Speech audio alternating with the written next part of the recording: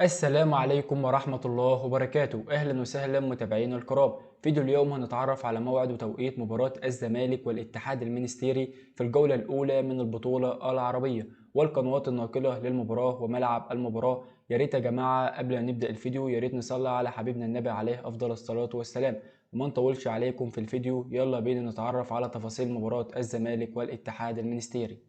وتبدأ مباراة الزمالك ضد الاتحاد المنستيري في الجولة الأولى من البطولة العربية يوم الجمعة الموافق 28/7/2023.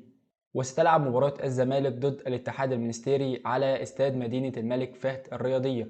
وعن القناة الناقلة لمباراة الزمالك والاتحاد المنستيري هي قناة السعودية سبورت.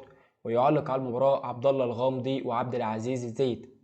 وتبدأ المباراة في تمام الساعة 6 مساء بتوقيت مصر وليبيا والسودان، والساعة 7 مساء بتوقيت السعودية وقطر ولبنان واليمن والأردن والبحرين وفلسطين وسوريا والكويت والعراق، والساعة 8 مساء بتوقيت الإمارات وسلطنة عمان، والساعة 5 مساء بتوقيت الجزائر والمغرب وتونس.